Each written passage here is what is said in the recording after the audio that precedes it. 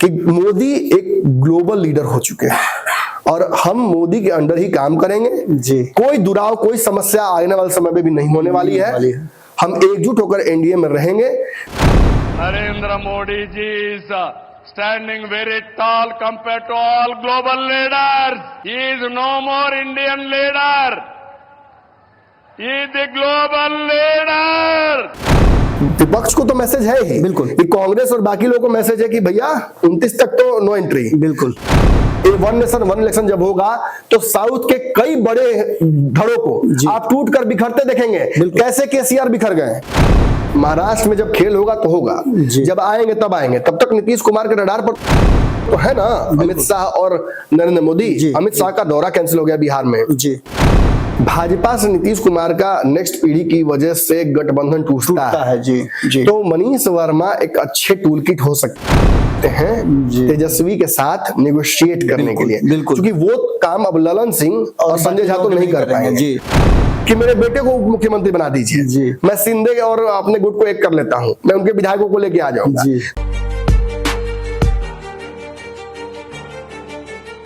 नमस्कार, एक बार फिर से आपका बहुत बहुत स्वागत करते हैं। विशेष पंचनामा में आपके सामने हाजिर हैं और पिछले कई दिनों से जो चर्चा चल रही है कि आखिर किस तरह से जुगाड़ हो गया है केंद्र की सरकार यानी नरेंद्र मोदी की सरकार को बचाने का। पहले भी इस बात की चर्चा हम कर चुके हैं कि 17 सांसदों का जुगाड़ हो चुका है, तो फिर और कितने सांसदों की जरूरत पड़ेगी या फिर बिहार की जो डिपेंडेंसी है वो कितने दिनों तक रहेगी।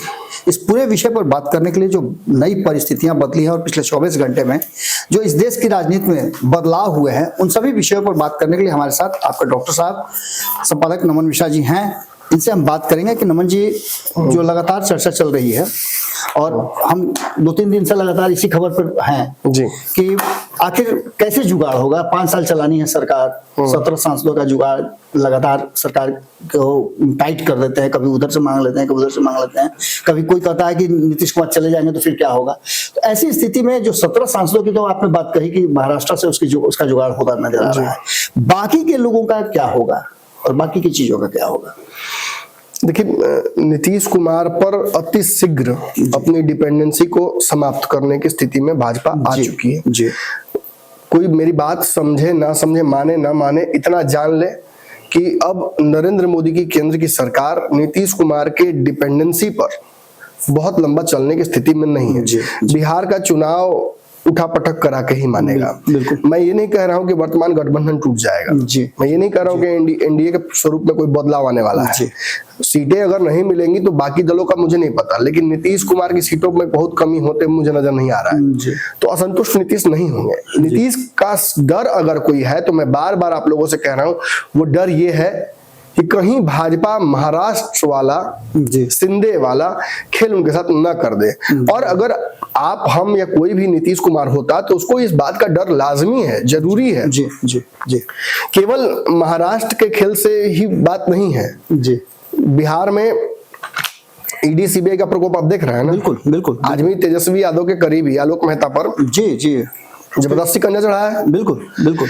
और पूर्व में जब जदयू अलग थी तो ललन सिंह के करीबियों पर, नीतीश कुमार के कुछ खास ब्यूरोक्रेट्स पर लगातार आज तक वो लोग जद में है उसके। तो नीतीश ये जानते हैं कि भाजपा जिस वक्त मुझसे काम समाप्त हो जाएगा उस दिन मुझे रडार पर ले लेगी जी। और उसके लिए भाजपा को बहुत कुछ करना नहीं है। देखिए, एक तरफ मैं फिर वही कहूंगा कि एक तरफ मोदी जी हैं जिनको लगता है कि नीतीश कुमार चल रहे हैं, ठीक चल रहा है जी। जिस तरह से उनके बारे में खबरें आती हैं तो बहुत लंबा, इस बार अगर मुख्यमंत्री बना भी देते हैं तो वो सत्ता को और कुर्सी को चेक कर नहीं बैठेंगे जी। अपनी स्वेच्छा से या मजबूरी बस उन्हें छोड़ना ही होगा। तो उसके बाद कुर्सी हमारी हो जाएगी। लेकिन यहीं पे एक नया पेच जो बिहार की राजनीति में आया है, जिसका खुलासा हमने किया कि नीतीश अपनी अगली पीढ़ी को राजनीति में लाएंगे, इसकी तैयारी शुरू हो गई है जी। आपने कल ही चर्चा की कि जिस मनीष वर्मा को पूरे बिहार में घूमने से रोक दिया संजय झा ने जी। पत्र निकला, प्रदेश अध्यक्ष का उसमें हस्ताक्षर था जी। और शब्द थे संजय झा के। बिल्कुल। उसको, उस व्यक्ति को आपने देखा कि जो एमएलसी बिहार में नए बने हैं जी, क्या उनका नाम है, ललन प्रसाद। ललन प्रसाद जी, ललन प्रसाद जी, उनको किसने सम्मानित पहले किया? वो पहले किसके पास पहुंचे? निश्चित रूप मनीष वर्मा के पास पहुंचे। तो मतलब पावर सेंटर्स हैं जदयू में, और नीतीश ने ही वो पावर सेंटर्स एस्टेब्लिश किए हैं। जी, जी। और ये भी सच है कि अगली पीढ़ी को नीतीश कुमार के राजनीति में लाने की जिम्मेवारी उनको दे दी गई है जी। और उनका बार बार नालंदा के और उस खास तौर पर नीतीश कुमार जिनका गृह जिला जो है वहां पर फोकस उनका बढ़ा देना, पूरा बिहार छोड़कर ललन प्रसाद को सिलेक्शन करने का भी कारण नमन जी वही हो सकता है, उसी क्षेत्र के रहे हैं और जहां से चुनाव लड़ाने की मैं बात और लौकुश समीकरण में धानु को कमजोर पड़ रहा था। आपको याद होगा कि चुनाव में राजद ने एक बड़ा खेल खेल दिया था। जी जी जी। चुनाव में राजद ने एक ऐसे प्रत्याशी को लाया था जो इसी समाज से आते हैं जी, और काफी अग्रेसिव भी थे। उनकी पत्नी को चुनाव लड़ाया गया। तो हमने देखा कि इस चुनाव में राजद ने अशोक महतो जो कि धानुष समाज से आते हैं और काफी बोल्ड हैं, तो उनका चेहरा इस्तेमाल करके जहां एक तरफ बिहार में ज्यादा से ज्यादा जो कुशवाहा समाज के नेता हैं उनको टिकट दिया, वहीं धानुक समाज से भी तेज भिड़ाने की कोशिश की नीतीश कुमार के क्षेत्र में ही। बिल्कुल। तो ये सब नीतीश कुमार को एहसास कराता है। और उससे पहले आपने अच्छा याद दिलाया कि लोकसभा चुनाव में भी जो अनंत सिंह वाला पूरा गेम था, उस दौरान धानुक समाज बड़ा नाराज था। बिल्कुल। नीतीश को धानुक समाज का दंश आज नहीं तो कल झेलना ही पड़ता। बिल्कुल। और हो सकता है कि झेला भी हो 2020 में। तो नीतीश ने इसको भी मैनेज करने के लिए वो कड़ी जोड़ी, लेकिन वो कड़ी आई कहां से? मनीष वर्मा उसके बड़े स्रोत हैं उस कड़ी के। और ये स्थापित करता है कि नीतीश ने मनीष वर्मा के माध्यम से वो नेक्स्ट पीढ़ी का जुगाड़ राजनीति में इतना घुमा के आने का मकसद ये था, ये समझाना कि मनीष वर्मा प्रासंगिक है। हम भले ये बात कह दें कि जदयू जो है वो कुर्मी कुशवाहा नेताओं की कब्रगाह है, लेकिन जिसका नीति से ट्यूनिंग बैठता है उसके लिए अच्छा भी है। उमेश कुशवाहा प्रदेश अध्यक्ष बिल्कुल निश्चिंत है, उनका कोई बाल बाका नहीं कर रहा है। वहीं मनीष वर्मा पर भी जब तक नजर रहेगी नीतीश कुमार की तो उनका कुछ नहीं बिगड़ेगा, चाहे कोई कितना भी कमजोर करने की कोशिश उनको कर ले। बिल्कुल। ऐसी स्थिति में अगर आगे चल के एक बात जान लीजिएगा कि संजय झा ने क्यों आखिर उनकी छटाई की, उसको भी जान लीजिएगा। इसका छोटा सा एक समीकरण है। आगे चल के यदि भाजपा से नीतीश कुमार का नेक्स्ट पीढ़ी की वजह से गठबंधन टूटता है तो मनीष वर्मा एक अच्छे टूल किट हो सकते हैं तेजस्वी के साथ नेगोशिएट करने के लिए, क्योंकि वो काम अब ललन सिंह और संजय झा तो नहीं कर पाएंगे और नीतीश खुद तो जाएंगे नहीं। जी निश्चित। ये पेच एकदम फंसा के जगह पिन रखिएगा इस चीज को। यही ये बात भाजपा को भी डराएगी कि अगर हम इनकी शर्तें नहीं मानते हैं तो ये वाला खेल ये करेंगे जी। और इसमें कोई संशय मत रखिए, मतलब ये हाल वाला छोड़ दीजिए अगर 6 महीने का, तो तेजस्वी चुनाव के बाद फिर नीतीश कुमार के साथ आने के लिए बेचैन हो जाएंगे, क्योंकि चुनाव में तेजस्वी के पक्ष में रिजल्ट आता हुआ अभी तक नहीं दिख रहा है। तेजस्वी का आज का बयान भी उसी तरह से आया। हाँ बाबा देखिए, तेजस्वी का बयान तो बड़ा संशय उत्पन्न करता ही है। तेजस्वी यादव ने जो इंडिया गठबंधन के समाप्ति को लेकर बयान दिया है, मुझे 2 बयान याद आ रहे हैं जी। बड़ा विचित्र है, मेरे दिमाग में कल से ही बात चल रही है कि तेजस्वी यादव कितने आत्मघाती हो गए हैं। ये बात अंदाजा लगाइए कि 2024 के चुनाव में एक बयान दिया और पूरे देश में जगहसाई हुई, और बिहार में, उत्तर प्रदेश में अच्छा रिजल्ट आया समाजवादियों का, और बिहार में भद पिट गई। बिल्कुल। कैसे हुआ? पूर्णिया में जाकर उन्होंने ये कह दिया कि भाजपा को वोट दे दीजिए। अरे भाजपा के स्टार प्रचारक हैं, पप्पू यादव नहीं जीतना चाहिए, भले आप किसको वोट दे दीजिए, बाबा ये आत्मघाती हो गया। बिल्कुल, मानिए ना मानिए, लोग विश्लेषक जो है वो बिके हुए बिहार में जी, वो राजद का तलवा चाटते हैं। वो कभी ये नहीं कह सकते हैं ना कि तेजस्वी यादव ने ब्लंडर कर दिया जी, लालू यादव का बेटा भूसखोल निकला जी, जिसकी वजह से ये चुनाव पूरा विवादित हो गया। बिल्कुल, खत्म हो गया, राजद की संभावनाएं समाप्त हो गई। प्रत्याशी माथा पीट रहे थे कि क्या कर दिए, और जो प्रत्याशी वहां थी उनकी तो राजनीति ही समाप्त हो गई। लगभग मैंने ये भी कहते विधानसभा में नहीं जीतेंगे, और देखिए वही हुआ, विधानसभा में नहीं थी, साले वो नहीं लगा। तो तेजस्वी यादव ने ब्लंडर किया, और अब बाबा तेजस्वी ने महा ब्लंडर कर दिया जी। ये किसने सुझाया कि आप जाकर आगे आगे बढ़ के बोलिए? ना आप इंडिया गठबंधन बनाने वालों में से जी, ना अगली कुर्सी में बैठने वालों में से जी, ना आपका उम्र, ना आपका कद, ना आपकी राजनीतिक सूझबूझ उस लायक है कि आप इंडिया गठबंधन पर टिप्पणी कर सके। आपको तो इस बात का खुशी मनाना चाहिए कि इंडिया गठबंधन में बस चलती बस पर पीछे कहीं एक सीट आपको मिल गया था जी। वरना आपसे सीनियर लोग तो खड़ा होकर चल रहे हैं इस बस पर जी, और काफी पीछे से। आज तक वो वैसे इंतजारे कर रहे हैं। पप्पू यादव अंदर बाहर हो ही रहे हैं। वहीं मीसा भारती का बयान भी आया है, कितना सारगर्भित बयान उन्होंने दिया। मीसा भारती राजनीति काफी दिन से कर रही है बाबा, और लालू यादव के सबसे बड़ी पुत्री है वो, सबसे बड़े बच्चा है उनका, वो देख रही है घर में राजनीति, वो लालू यादव समझती है। आप देखिए कि लालू यादव के आसपास अक्सर ही वही मिलती है, बिल्कुल तेजस्वी से अधिक। और लालू का बदला भी तो उन्होंने ही लिया, बिल्कुल।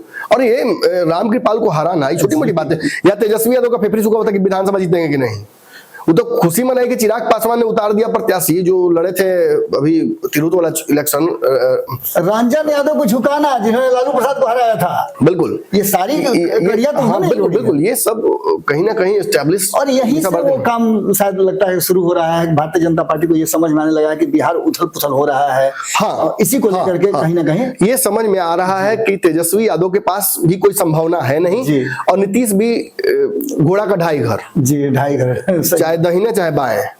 और कल एक दर्शक ने कहा कि भाई भैया सच्चाई है कि घोड़ा का ढाई घर से भी कम होता है जी। क्यों? क्योंकि काला घोड़ा काला ही ढाई घर चलेगा जी, और उजला घोड़ा उजला ही ढाई घर चलेगा। ऐसा भी नहीं है कि उजले पर चढ़ जाए, वो संभव ही नहीं। हालांकि ये नीतीश कुमार पर लागू होता है। नीतीश अगर काला घोड़ा है तो तेजस्वी उजला घोड़ा है जी, दोनों ढाई घर चलेंगे, लेकिन किसी के घर में जा सकते हैं, अपने ही घर, एक ही दूसरे घर में जाएंगे ना, और कहाँ जाएंगे जी। अगर तेजस्वी को छोड़ देते नीतीश कुमार तो वापस फिर अपना भाई चलो बुलाओ वीआईपी को, बुलाओ सीपीआई को, बुलाओ कांग्रेस को, फिर लालू यादव को राहुल गांधी जैसे लगते हैं, और फिर नीतीश के आने की संभावना बढ़ जाती है। तो फिर यहाँ अलग कहानी शुरू होती है। और चूंकि तेजस्वी के पास भी कोई ऑप्शन नहीं है, ये साफ दिख रहा है। अगर कोई भ्रमित करने के लिए या just for the sake of sanity अगर कुछ इंटरेस्ट बनाना चाहता है इस चुनाव में तो वो बना सकता है, लेकिन सच्चाई यही है कि इस चुनाव में बहुत अच्छी स्थिति में अब तक तो तेजस्वी यादव नहीं दिख रहे हैं, और इसीलिए लगता है कि वो भी इंतजार ही करेंगे चुनाव के बाद कि नीतीश इस तरफ आ जाए, जो कि चुनाव के बाद संभावनाएं बढ़ी हुई हैं नीतीश को उस तरफ जाने की, क्योंकि कुछ शर्तें उनकी ऐसी होंगी जिनको भाजपा सीधे स्वीकार ले, ये दिख नहीं रहा है मुझे। और कहीं अगर खेल चुनाव के तुरंत बाद महाराष्ट्र वाला भाजपा करना चाहे, अगर उसके पास वैसी परिस्थितियां आ जाए तो चिराग पासवान तो नीतीश के साथ देने नहीं जा रहे हैं ना जी।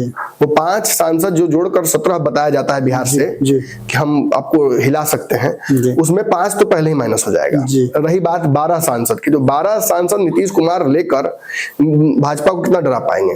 और अगर नीतीश के को मुख्यमंत्री से हटाकर भाजपा पलट देती है और महाराष्ट्र वाला खेल कर देती है, तो एक बात जान लीजिए, नीतीश के उन 12 सांसदों में भी बेचैनी बढ़ जाएगी। हमने तो बैठकर उस दिन पंचनामा बताया था 10 सांसदों कि ऐसे सांसद जरूर हैं आधे जो नीतीश कुमार ही जिनको कंट्रोल करेंगे या पैसिवली नीतीश के कंट्रोल में वो है, लेकिन ऐसे भी हैं, अच्छी खासी जनसंख्या उनकी भी है, जो भाजपा की तरफ अलाइन होने में अपने आप को कंफर्टेबल महसूस करेंगे। तो बड़ा सवाल खड़ा हो रहा है कि आखिर नीतीश कुमार इन बदली हुई परिस्थितियों में क्या तेजस्वी का सहारा लेंगे? देखिए, लेना ही पड़ेगा। अगर चुनाव तेजस्वी के पक्ष में नहीं जाता है और अगर नीतीश के साथ खेल कर देती है भाजपा, तो दोनों को फिर से 15 की तरह अपने आप को बचाने के लिए एक होना ही पड़ेगा। ये उनकी मजबूरी है और इसी को कहीं ना कहीं भाप गई है भाजपा, भारतीय जनता पार्टी। भाजपा जानती है कि अगर फिर ये एक हो जाएंगे तो कोई ना कोई रास्ता, कोई समीकरण ये निकाल ही लेंगे, क्योंकि 15 में भाजपा का तगड़ा मुंह जला था। जी बिल्कुल बिल्कुल, पूरी तैयारी, सारा मेहनत, सब कुछ रखा का रखा फेल हो गया था भाजपा का, और इसीलिए नीतीश कुमार को कोई रास्ता देना नहीं चाहेगी भाजपा। और आपने महाराष्ट्र में जो उद्धव ठाकरे के सांसद हों या फिर जो शरद पवार के सांसद हों, इनके सांसदों की संख्या जो 8 और 9 है जी, इनको आप जल्दी ही एनडीए की तरफ आते हुए देख सकते हैं।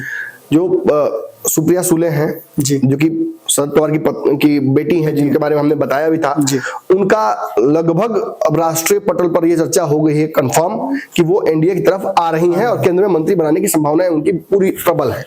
वहीं उद्धव ठाकरे ने भी, हमने परसों बताया था, आज ये कंफर्मेशन आ गया कि वो वहां पर जो चुनाव है म्युनिसिपैलिटी का, वो अकेले लड़ेंगे। और सच्चाई यही है कि अंदर अंदर हिला हुआ है उनका गुट, पूरा गुट हिला हुआ उनका। महाविकास आघाड़ी नहीं बाबा, उनका अपना गुट, अच्छा, जो उनका शिवसेना गुट है, उद्धव गुट, अच्छा, वो हिला पड़ा हुआ है, क्योंकि उस क्षेत्र में जो मुसलमानों का एक बड़ा वोट बैंक है, उसको अगर कांग्रेस अलग लड़ती है तो वो टूट जाएगा। यहाँ अभी दबदबा है उनका, और यहीं से कहिए तो सच पूछिए तो अभी भी जो थोड़ा सा अकड़ बाकी है उद्धव ठाकरे में, हालांकि बहुत हद तक नरम हो गए। जब वो गए मिलने देवेंद्र फडणवीस से और अपने पुत्र के साथ गए, और उसी देवेंद्र फडणवीस से मुलाकात नहीं करना चाहते थे पहले जब एनडीए में थे, तो और इतना कुछ के बाद अगर उनके सामने जाकर वो प्रणाम करते हैं और न्यू ईयर का ग्रीटिंग्स देते हैं तो निश्चित ही घमंड त्याग दिया है उन्होंने। लेकिन आखिरी घमंड बचा हुआ है म्युनिसिपैलिटी इलेक्शन। अगर वहां हार गए, जिसकी संभावना प्रबल लग रही है अब, क्योंकि शिंदे, अजीत पवार ये सब इस तरफ है, एनसीपी का भी कोई बहुत प्रभाव शरद यादव का उस म्युनिसिपैलिटी इलेक्शन में नहीं है, कांग्रेस का भी इतना ही प्रभाव होगा कि कांग्रेस बस डैमेज करेगी। आपने इसीलिए सुना होगा कि एक नया दाव और खेल दिया है। बाकी जितने नेता बोल रहे हैं कि कांग्रेस के बिना गठबंधन, इंडिया गठबंधन को चलना चाहिए, अब इस दाग में उद्धव ठाकरे भी जुड़ गए हैं। उद्धव ठाकरे ने भी बयान दे दिया है कि इंडिया गठबंधन समाप्त हो चुका है, वो चुनाव के लिए ही था। मतलब 9 सांसद उद्धव ठाकरे के और 8 अजीत पवार के, शरद पवार के, ये दोनों जुड़कर जल्दी ही एनडीए का हिस्सा बनने वाले हैं। तो 17 सांसद, अब इसमें से कितना आते हैं, कितने बच जाते हैं, क्या कुछ होता है, वो सब जो समीकरण वो भाजपा और उनके बीच का, लेकिन हमें दिख रहा है कि आएंगे तो पूरा ही आएंगे। तो वैसी स्थिति में 17 सांसद का जुगाड़ तो इधर हो जा रहा है, और नीतीश कुमार इस 17 सांसदों को अपने 12 सांसदों से कंपनसेट नहीं कर पाएंगे। वो भाजपा को डरा नहीं पाएंगे। लेकिन फिर भी ये दूर की कौड़ी है। महाराष्ट्र में जब खेल होगा तो होगा, जब आएंगे तब आएंगे। तब तक नीतीश कुमार के रडार पर तो है ना अमित शाह और नरेंद्र मोदी। अमित शाह का दौरा कैंसिल हो गया बिहार में, आगे भी उनके आने की संभावनाएं नहीं दिख रही हैं। नीतीश कुमार बिहार में मंत्रिमंडल विस्तार करने वाले हैं, और उसमें भाजपा नेताओं का ही कटने वाला है मंत्रिमंडल बहुत सारा, ये भी खबर आ रही है। डिप्टी सीएम भी का भी मुंह सूखा हुआ है कि हम ही में से किसी को झटका न दे, वन डिप्टी सीएम थ्योरी कहीं न लागू कर दे, एक डिप्टी सीएम जदयू से दे सकते हैं, ऐसी भी बात चर्चा, खूब चर्चा हो रही है सब। तो इन चर्चाओं से भी भाजपा को डर लग रहा होगा कि कहीं नीतीश कुछ करने वाले तो नहीं ना है। कुछ चैनलों ने तो परमानेंट कंफर्म कर दिया है कि नीतीश भागेंगे ही, बस दिन तय हो रहा है, और मंत्रिमंडल बनाया जा रहा है बैठकर। खैर ये सब चीजें नहीं है, मंत्रिमंडल विस्तार को लेकर ही जो तैयारियां हैं वो नीतीश कुमार के, और नीतीश का तरीका ही, कल हमने पंचनामा बताया था कि ये तरीका ही नीतीश कुमार का, इस तरह से वो अपनी तरफ से दबाव बनाते हैं। तो नीतीश कुमार को तत्काल कैसे डराया जाए? देखिए, नीतीश जब भागने की बात करते हैं, और जब चिराग भी उनके साथ भागने को लेकर जो चर्चाएं होती हैं, तो उसका एक आंकड़ा है, जो आंकड़ा हमने परसों बताया था आपको। इस आंकड़े को फिर से बताने का कारण है, इसमें अब एक समीकरण नया जुड़ा है। देखिए, टोटल जो नंबर ऑफ जो कहा जा सकता है एनडीए की संख्या है वो 293 है। इसमें भाजपा अपने दम पर जो लेकर आई है 240 है। 240 और 53 सहयोगियों का है। ये 53 जो सहयोगी हैं, इसमें से 33 तो केवल नीतीश, नायडू और चिराग हैं। नीतीश, नायडू, चिराग, आप तस्वीर अपनी स्क्रीन पर देख सकते हैं, जिसमें वो नीतीश और नायडू नरेंद्र मोदी के साथ बैठे हुए हैं, और ये एहसास कराने की कोशिश कर रहे हैं कि हम सब एकजुट हैं। लेकिन सबकी अपनी महत्वाकांक्षाएं, और सबके मन में कुछ ना कुछ जरूर जोड़ घटाव होता रहता है। तो ऐसी कड़ी में जो केंद्र का आंकड़ा है, जब भी नीतीश कुमार इधर से उधर अगर करते हैं या संभावनाएं बनती हैं, तो नीतीश प्लस नायडू होने पर ही सरकार को कुछ डैमेज होता है। बिल्कुल, जिसकी चर्चा हमने की थी, जो हमने बताया था कि अगर उसमें से आप चिराग पासवान के 5 छोड़ भी देते हैं तो बाकी दोनों को आप अगर जोड़ते हैं तो बिहार में 12 और 16 यानी 28, इन 28 को आप घसकाते हैं तो जो टोटल आंकड़ा है वो उस लेवल पर पहुंच जाता है जहां से सरकार हिल सकती है, परेशान हो सकती है, एकदम जस्ट बहुमत के आसपास। तो उसके बाद तो कांग्रेस और बाकी लोगों को मौका मिल जाएगा, और फिर ये इंडिया गठबंधन जो है उसे तो मौका ही चाहिए ना। अगर ऐसा थोड़ी है कि सब लोग छोड़कर ही बैठ गए, राजनीति करना ही नहीं है। सबके अपने समीकरण है। आज जो लोग कह रहे हैं कि इंडिया गठबंधन समाप्त हो गया है, वो कल ऐसी संभावना बनेगी तो अपने लिए रेल मंत्रालय और विदेश मंत्रालय खोज लेंगे पहले। बिल्कुल, कोई गृह मंत्री मांगेगा, कोई कुछ मांगेगा, और ये शुरू हो जाएगा खेल। तो ये महत्वाकांक्षाएं ही जो है कहीं ना कहीं सबके जो कहा सकता है कि दुराव का या कोई नया समीकरण का कारण बन सकती है। बिल्कुल। आखिर इंडिया गठबंधन छोड़कर महाराष्ट्र से सुप्रिया सूले या फिर उद्धव ठाकरे क्यों जाएंगे उस तरफ? जी। अपने एक तो अपने बेटे को सेट करना है, सुप्रिया सूले को केंद्र में मंत्री बनना है, हो सकता है इन्हीं संभावना की वजह से वो जरूर कर रहे हो। जी, निश्चित। ऐसे में कल जो तस्वीर आई है आंध्रा से, ये इस बात का परिचायक है कि नीतीश कुमार भले ही प्रेशर पॉलिटिक्स कर ले, नीतीश कुमार भले ही दबाव बना ले, लेकिन एक जो धड़ा है, इस जो हमने जोड़ा कि बाकी जो 53 सहयोगी हैं, इसमें से 5 चिराग कहीं नहीं जा रहे हैं, ये उन्होंने कंफर्म कर दिया फिर। और दूसरा जो 16 सांसद हैं चंद्रबाबू नायडू के, और उनके एक सहयोगी भी हैं पवन कल्याण, उनके भी 2 हैं।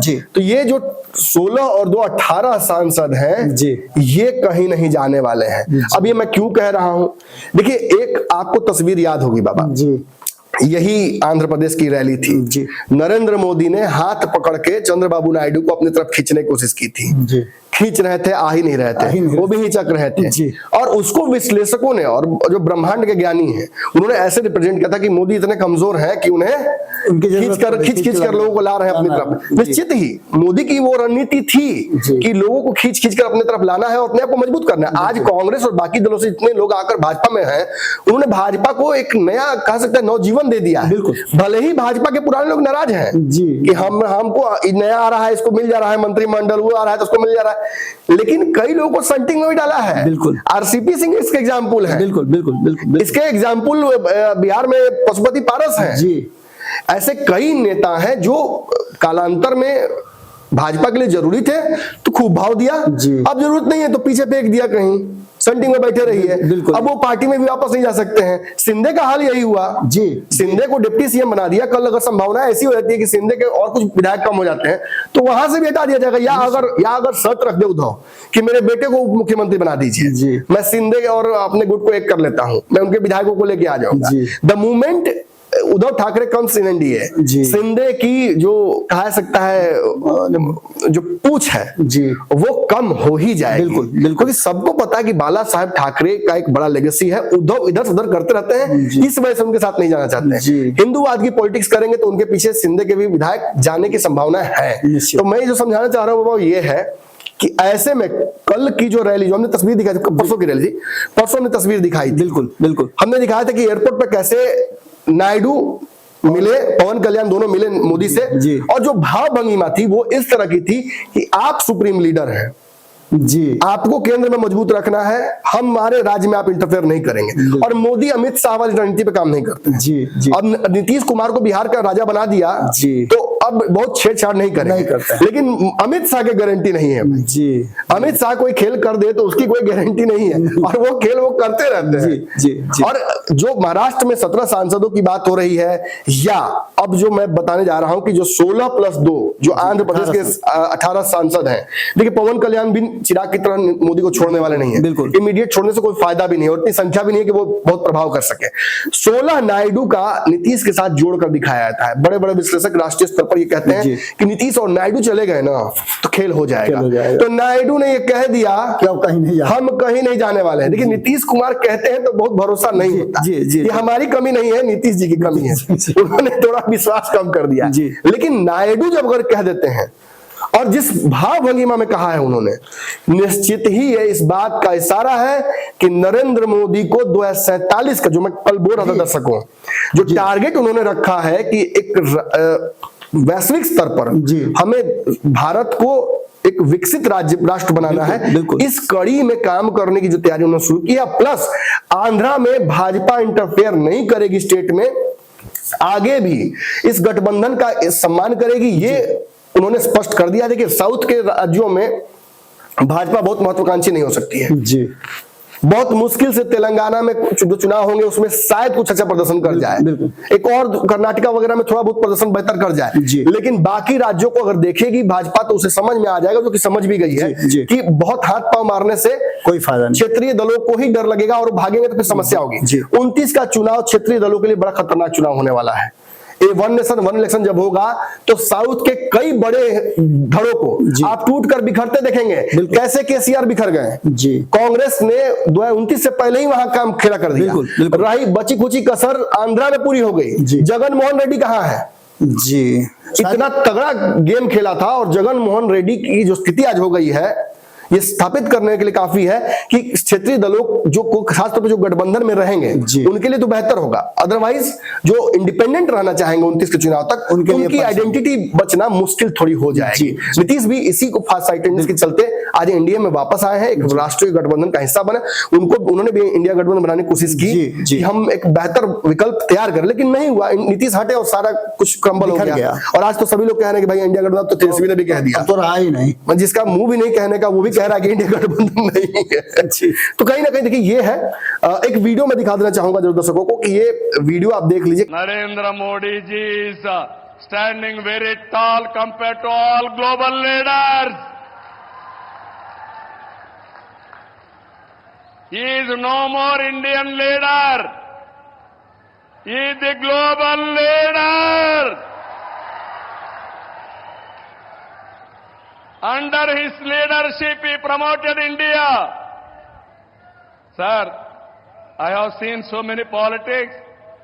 Today, why I am saying all these things with conviction I am talking. Under your leadership, India will prosper.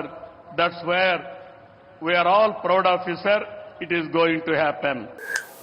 Naidu ने यह स्पष्ट तौर पर कहा है बाबा जी कि मोदी एक ग्लोबल लीडर हो चुके हैं। He is no more Indian leader. He is the global leader. और हम मोदी के अंडर ही काम करेंगे जी। कोई दुराव, कोई समस्या आने वाले समय में भी नहीं होने वाली है। हम एकजुट होकर एनडीए में रहेंगे। तो ये दरअसल विपक्ष को तो मैसेज है ही, बिल्कुल। कि कांग्रेस और बाकी लोगों को मैसेज है कि भैया 29 तक तो नो एंट्री। बिल्कुल। उद्धव, शरद को भी मैसेज है जी कि आप जल्दी जो करना है कर लीजिए, क्योंकि हमारे बहुत समझ बैठे रहे कि हम कुछ गिराएंगे तो आपको मिल जाएगा। बंदर नहीं होता है, बंदर पेड़ पे होता है, फल तोड़ के फेंकता तो नीचे हिरन के बच्चे बैठे रहते हैं कि इंतजार में, दो काटा खाएगा बाकी फेंक देगा तो हम खा लेंगे। तो नायडू ने कह दिया कि बीज भी नहीं फेंकेंगे, निश्चिंत रहिए। और रही बात बिहार के विश्लेषकों की या नीतीश कुमार के मनोस्थिति की, यदि नीतीश ऐसा सोच भी रहे कि वो अपने सांसदों के डर से खौफ बनाकर मोदी की सरकार को हिला लेंगे या अपनी बातें सारी मनवा लेंगे, तो इस पर इसको भी एक बहुत बड़ा झटका लगता है नायडू के कल वाले बयान से जी। और सार्वजनिक बयान से। ऐसा नहीं कि बंद कमरे में उन्होंने कहा, नहीं, बॉडी लैंग्वेज के बाद उन्होंने मौखिक भी ये बात प्रमाणित कर दिया। दो बयान इस संदर्भ में बस बोलता हूं, उसको फिर विश्लेषण समाप्त करते हैं। एक, नीतीश कुमार ने इसी तरह से जब सारे लोग जुटे थे, सरकार का गठन हुआ था, देखिए तस्वीर नीतीश कुमार, नायडू और नरेंद्र मोदी बैठे थे, तो नीतीश जी उठते हैं और एक ही लाइन बस बोल के पूरी सभा जीत जाते हैं कि सब जो अब की बार आया है ना उतना भी नहीं आएगा, उतना भी नहीं। ये सच पूछिए बात तो सॉल्ट टू इंजरी कहा जाता है। एक तो हारा हुआ था कांग्रेस गठबंधन, किसी तरह से अपने खुश बनाना कोशिश कर रहा था, और नीतीश कुमार ने नमक मल दिया कि अब इससे भी कम करेंगे तुम लोग को। तो यदि अगर कोई खेल की संभावनाएं अगर आप सोच रहे हैं कि मन में कि बिहार में हो जाएगा या केंद्र में दबाव बना लेंगे नीतीश कुमार, तो ऐसी स्थिति नहीं है। नीतीश अलग, नायडू अलग, और जो 17 सांसदों की बात हम कर रहे हैं जो महाराष्ट्र की तरफ से जुगाड़ कर रहे हैं अमित शाह, या उसका लगभग खेल हो ही रहा है वो, तो निश्चित ही आप जो मोदी 3 है इसको लेकर आप निश्चिंत रह सकते हैं कि धीरे धीरे जो हंसी चली गई थी जी पीएम के चेहरे पर, वो धीरे धीरे वापस आ रही है। और फैसलों में देखिए, चूंकि बाबा अंतिम लाइन बोली दूं, जो फैसले लेने आगे ना वो इतने बड़े बड़े फैसले हैं कि वक्फ बोर्ड का फैसला है, यूनिफॉर्म सिविल कोड है, सीएनआरसी कंसंट्रेशन कैंप तक की बातें चल रही हैं। ये सब कुछ तभी हो पाएगा जब देश में एक मजबूत सरकार होगी, बिल्कुल, जो एनडीए होगी, नेशनल डेमोक्रेटिक अलायंस, नहीं कि नीतीश नायडू डिपेंडेंट अलायंस। जी बिल्कुल, वो कहीं ना कहीं एस्टैब्लिश करना ही होगा। जी, निश्चित रूप से आपने कल बताया भी था कि 2047 तक का विजन है, उस विजन को पूरा करने के लिए नरेंद्र मोदी को ताकत चाहिए, और वो ताकत इन्हीं सब चीजों से लौट करके आएंगे। निश्चित रूप से नमन जी, बहुत बहुत धन्यवाद। तो आप देख रहे थे विशेष पंचनामा। हम चाहेंगे कि आप इस विश्लेषण के बाद अपनी राय जरूर कमेंट बॉक्स में दें, और आपके पास भी कुछ जानकारी हो तो जरूर दें। इसके साथ साथ आपसे आग्रह होगा कि हमारे यूपीआई नंबर पर या फिर जो आपके सामने नजर आ रहा है उस पर क्लिक करके आप हमें सहयोग भी कर सकते हैं। बहुत बहुत धन्यवाद।